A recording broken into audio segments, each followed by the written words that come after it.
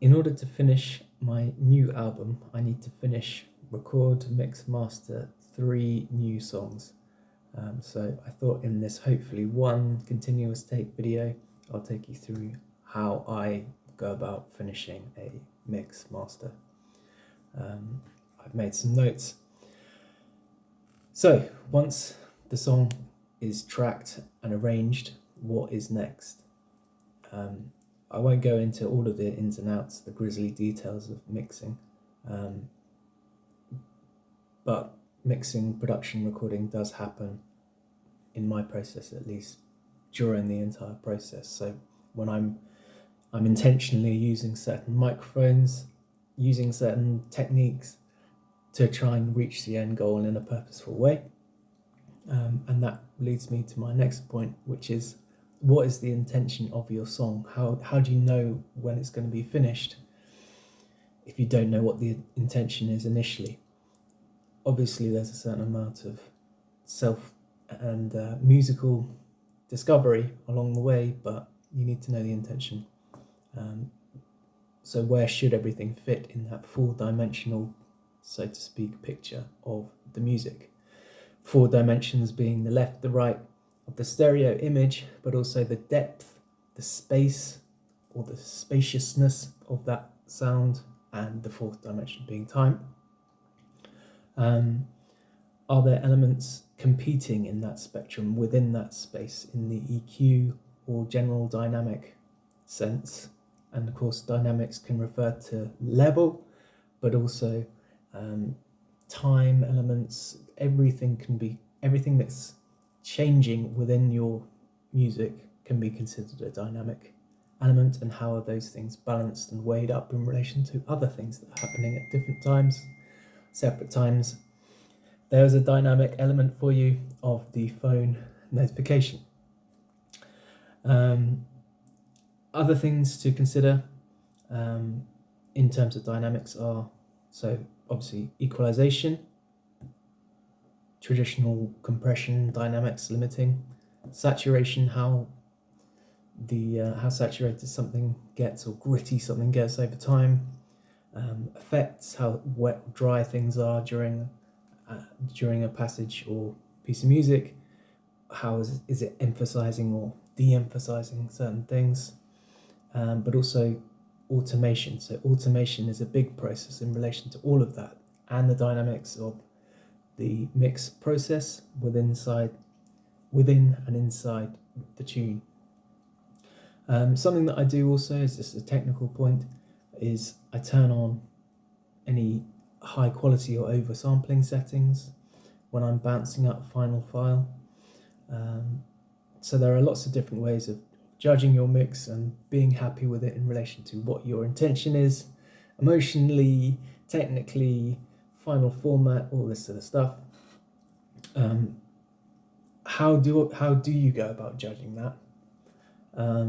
Obviously references are important, so you can listen to your favorite song, or you can listen to a whole bunch of songs that are in the style and form that are relative to your the piece of music you're working on. And then from a technical perspective, I personally have a few different ways of comparing references. Obviously within your DAW you can use audio analyzers. You can compare loudness, you can also loudness match things, turn something down.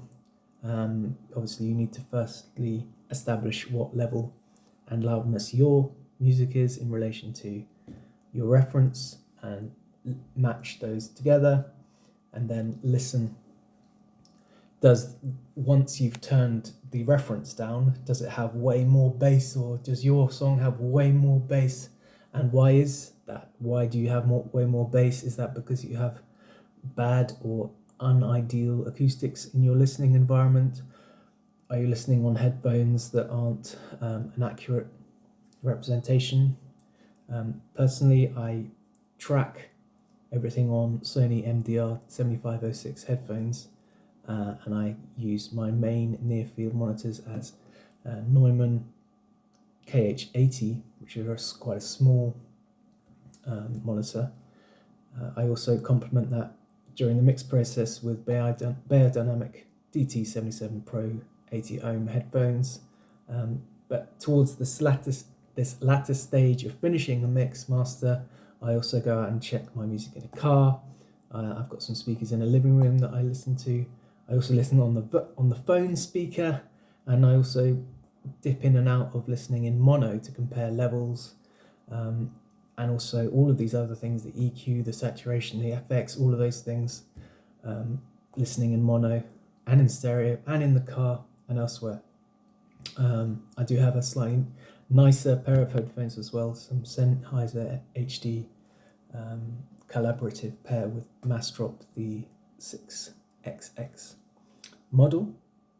But all of those things I have chosen to rely upon because I know that I don't have an unbelievable acoustic environment. I listen to these different, listen to the stuff I'm working on in these different environments to establish, also in consideration with the references, are these things meeting my expectations, my intentions, emotionally, creatively, technically, and all that stuff. Okay, moving on. Something that I've mentioned in a previous video on my YouTube channel, the Auburn Loudness Meter app is incredibly useful, gives you dynamic range, overall loudness in LKFS, but also the high maximum peak, true peak level as well. So you can tally how your music is in relation to references or your own stuff in an album without having to listen in real time. You can just upload a song into the app and it will analyze it for you. Something else to consider, the -14 LUFS loudness target that is imposed on Spotify, and similar targets are imposed on other streaming services. The only thing really to worry about there, in my opinion, there's obviously a massive debate about loudness and the loudness wars, but in my opinion, if it's less than that, you're going to get turned up. And how is that going to affect your music if you've been limited by an external force? So there are so many things to consider about that. So do your own research as well, but certainly consider that target of loudness, ping.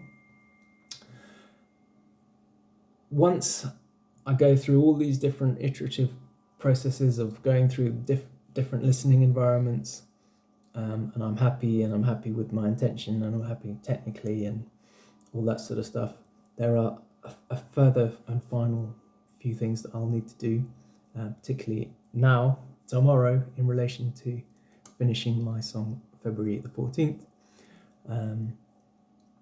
I have to enter some administrative details into the UK system. So PPL is an organisation which deals with recording rights, and it also administers and issues ISRC, International Standard Recording Code numbers.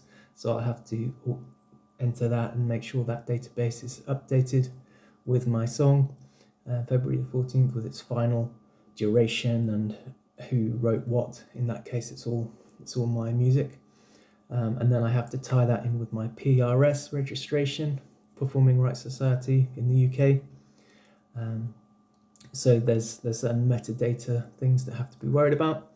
On a different note, a different but related note, if I have different versions which may be useful in the future, for example instrumental or a cappella versions, I want to have ISRC and PPL tune codes, whatever, that are all properly tallied and tied to the song and those different versions. So that's something that I have to spend some time on the laptop entering forms with. And then beyond that, of course, there's the promotion, doing lyrics videos, looking up playlists, contacting curators of those. So there's a whole post-release program that has to be looked at, and then the release itself has to be done by a distributor, and that's another whole long topic of who do you go for, what are the pros and cons, what are they offering you as an independent artist in my case. So yeah, there are a few things that I'm going to have to do today, or rather tomorrow, when this video comes out on Wednesday, but then tomorrow I'll be doing all this process for my new song February the 14th, which will be the first of the last 3 songs featuring on my new album Sketches. So hopefully this has helped someone listening and tuning into this, and any questions, feel free to let me know down below.